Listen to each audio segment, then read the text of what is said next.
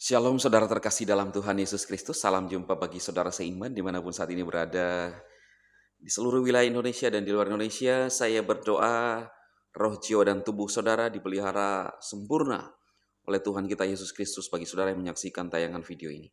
Dalam nama Yesus, amin. Saudara, pada pagi hari ini saya akan membacakan firman Tuhan ya, di dalam Matius pasal yang ke-7 ayat 24 sampai 29 saudara ya. Kita sudah berada di dalam Matius pasal 7 ayat 24 sampai 29 ya. Judulnya adalah dua macam dasar. Oleh karena itu setiap orang yang mendengarkan perkataanku ya, perkataan Tuhan Yesus ini dan melakukannya, aku akan menyamakan dia dengan seorang yang bijaksana yang telah membangun rumahnya di atas batu karang.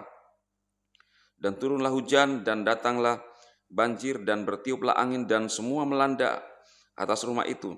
Dan dia tidak runtuh karena dia telah difondasikan di atas batu karang. Dan setiap orang yang mendengarkan perkataanku ini dan tidak melakukannya, dia akan disamakan dengan seorang yang BODOH, yang telah membangun rumahnya di atas pasir. Dan turunlah hujan dan datanglah banjir dan bertiuplah angin dan semua melanda atas rumah itu dan dia runtuh dan keruntuhannya itu sangatlah hebat. Dan terjadilah ketika Yesus telah menyelesaikan perkataan itu, kerumunan orang itu terpesona pada pengajarannya, sebab ketika sedang mengajar mereka, dia seperti orang yang berotoritas dan bukan seperti para ahli kitab. Ya, atau para ahli, orang-orang Farisi dan ahli-ahli Taurat, saudara ya. Nah, Yesus menyampaikan pesan yang penting. Dua macam dasar. Saudara, lihat, kalau kita lihat dari perikop ini, Yesus mengatakan sama-sama mendengarkan perkataan Tuhan Yesus. Satu mendengarkan lalu kemudian melakukan, yang kedua mendengarkan tapi tidak melakukan. Biarlah kita masuk di dalam golongan yang pertama. Yesus mengatakan, kalau kita mendengarkan perkataan atau firman Tuhan Yesus, lalu kita melakukan, maka kita akan kuat menghadapi badai. Kita membangun fondasi iman kita di atas dasar yang kuat. Tidak cukup ternyata hanya mendengarkan, saudara, tetapi kita butuh untuk melakukan. Contohnya seperti apa?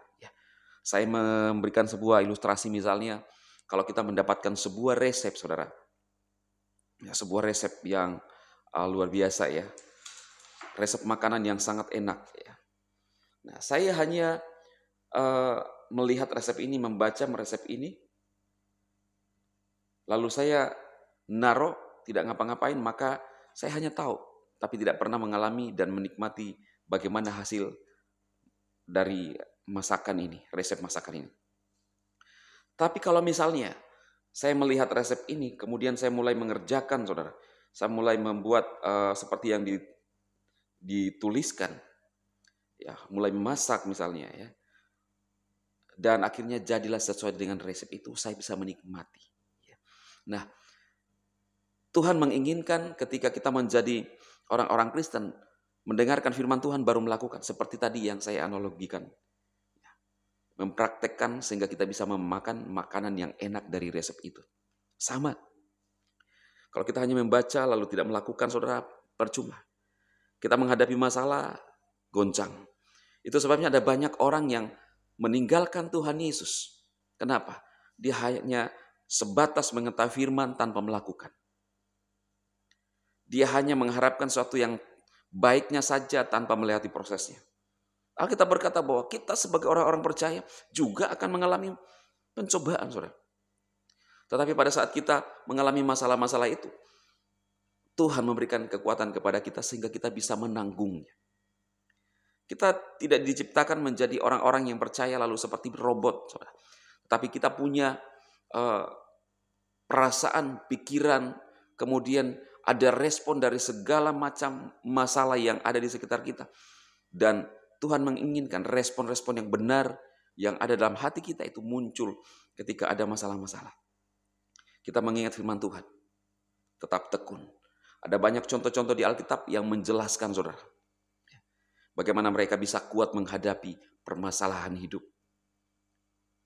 Mereka yang sudah berkomunikasi langsung dengan Elohim, Tuhan yang benar, juga mengalami proses. Mulai dari Nuh, saudara. Elohim memberikan sebuah perintah kepada Nuh untuk membuat bahtera. Butuh proses untuk membuat itu, tidak instan. Abraham dijanjikan anak, butuh proses untuk mendapatkan anak. Sama, saya melihat saudara bahwa kekristenan bukanlah sesuatu yang instan, tetapi ada proses. Percaya, ketika kita belajar sungguh-sungguh, menaruh harap kepada Tuhan, maka ada jalan-jalan yang terbaik untuk saudara. Biar firman Tuhan pagi hari ini menolong kita. Kita memilih menjadi pendengar dan pelaku firman. Sehingga pada saat ada masalah kita kuat, saudara. Tidak rapuh. Itu yang Tuhan inginkan. Dan saya percaya janji firman Tuhan ini, ketika kita belajar melakukannya, maka kita akan menjadi orang-orang yang kuat, menantikan pengharapan Tuhan Yesus datang kedua kali, saudara. Karena sebenarnya hanya itu yang kita nantikan. Kita masih ada dalam dunia ini menantikan pengharapan. Alkitab berkata tujuan utama kita bukan hidup di dunia ini, tetapi kelak bersama dengan Dia, Tuhan Yesus dalam kekekalan. Karena itu tetap setia, saudara. Tetap tekun. Ya. Belajar firman sama-sama. Kalau saudara tidak punya waktu, bisa mengikuti video-video PSD. Ya.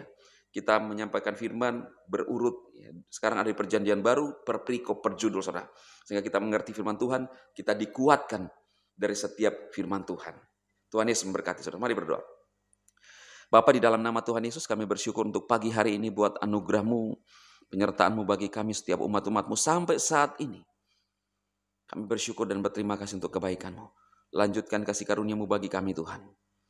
Diberkati setiap umat-Mu yang hadir pagi hari ini, yang menyaksikan video ini, biarlah kami memiliki dasar yang kuat. Kami mendengarkan firman-Mu dan kami menjadi pelaku firman-Mu.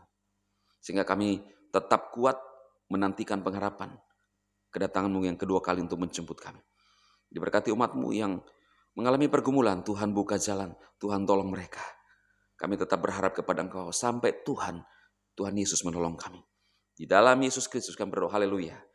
Amin. Selamat pagi saudara-saudaraku, Tuhan Yesus memberkati. Silahkan share untuk memberkati saudara-saudara kita yang lain. Tuhan memberkati.